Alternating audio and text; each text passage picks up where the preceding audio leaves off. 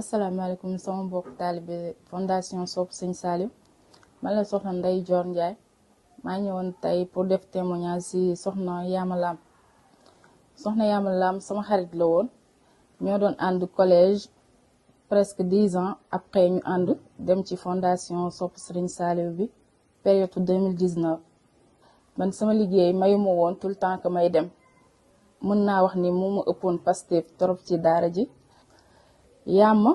nit ku baax la woon jullite da doon def social en même temps aussi da doon muuru da doon insister aussi pour que man ci boppam ma doon muuru. Yama nekkoon aussi koo xam ne dafa bëggoon yaayam tout le temps da doon wax que ni sama yaay parce que yaayam amul woon doom bu góor bu mag moo jëloon yenn responsabilité yi mu nekkoon tamit ku jullite ku amoon respect ci nit ñi. loolu ñu bari mën nañ koo témoigner ci daara ji. wax ci Mara yombul parce que gis nit koo xamante ni daa jël àddunaam bépp woyofal ko. muy gaañ comme si que da doon tàggatoo jour Korité lañ mujjee wax man ak moom bi ma ñibbisee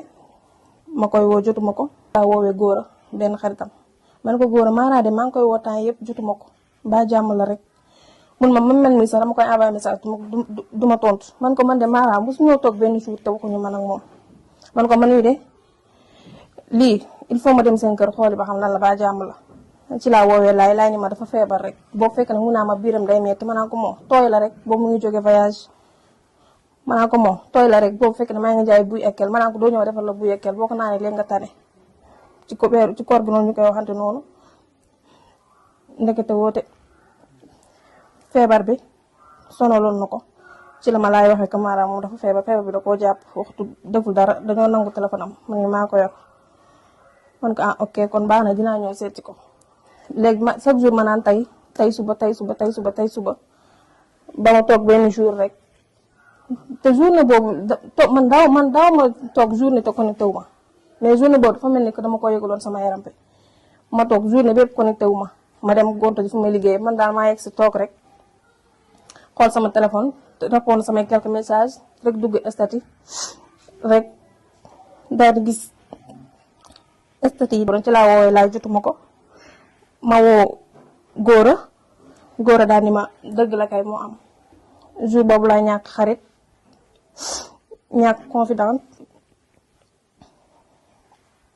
asalaamaaleykum maa ngi ziar baax mbokk taalibe yi man la Serigne Saliou Diop rek soxna Kumba Diop mi bokkoon ci fondation bi zone 3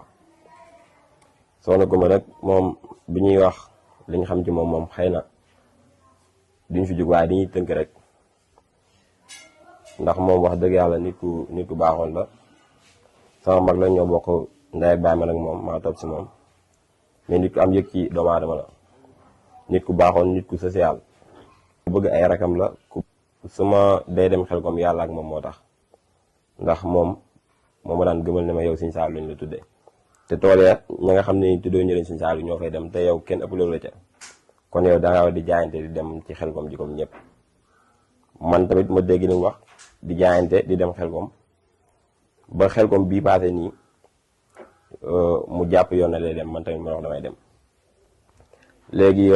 man fi ma doon liggéey daa am ay bis yu doon déparé foofu noonu di dem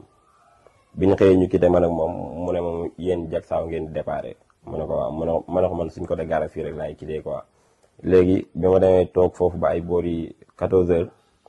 kii léegi ma léegi mu daal may woo ne ma fan nga nekk ma ne ko man maa ngi nii foofu ba léegi fekk man joxoon naa sama xaalis ak yëpp mu ne ma comme quitté gu leen te ñun suñ biis yi ñoo ngi nii dem léegi bàyyil foofu nga ñëw soo ñëwee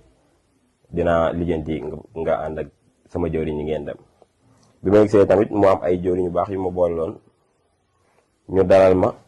bi ma ñëwee jafe-jafe xaalis sax amoon naa ko mais moom dafa maa woo téléphone ne ma boo amee jafe-jafe xaalis sax man dinaa ko jaayante jox la nga dem noonu la demee ma ànd ak gars yi bi ma demee tamit gis ñoom ñëpp seen taxawaay mu nekk loo xam ne nii lu rafet la. li nga xam ne nii nag bu ma toogee di ko xalaat sama xel day sori jamono yi nga xam ne nii mi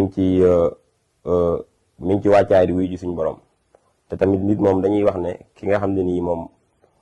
moom borom baax la dëgg mooy nekk ci wàccaay di tàggu nit. te jour bi nga xam ne nii ci lay wàcc yàlla mi dara tawul man fa la fekk sama yaay dafa toog xëy ñun ñëpp ñu toog mu baalu ma àq insisté ji ma ne ko baal naa la mu wëlbatiku ci sama waajuru jigéen ne ko baal ma àq daal di ci insisté ñu ne ko baal nañ la mu ne ma nag sëñ Tuubaa miñ tënku ñun ñëpp def nañu sa mbokkam julli sa nee baal ma àq boo ko nee baal naa la nekk loo xam ne ni lu dëgg ci yow la ñu daal di ko ne waaw après ci la defee ay mbir wuy ji suñu borom mais daal wax dëgg yàlla nit ku baax la nit ku am diine la nit ku bëggoon Sëñ Saaliw la nag loolu moom dama koy seede te it fondation bi nit ñi nekk ñëpp xam nañ ko te tamit doomu aadama li ñuy wax ci moom rek des fois da ngay nekk ak moom bokk ak moom te doo ko xam mais balaa nga koy xam foog mu dund la nekk ci yeneen mbir ci ngay xamee ban doomu aadama mais daal wax dëgg fa neex yàlla nit ku bëggoon Sëñ Saaliw la moom te tamit ñun amuñu dara lu ñuy xel ñaar ci moom am nañ yaakaar bu baax ci moom te ñun suñu xel dal na ci moom daal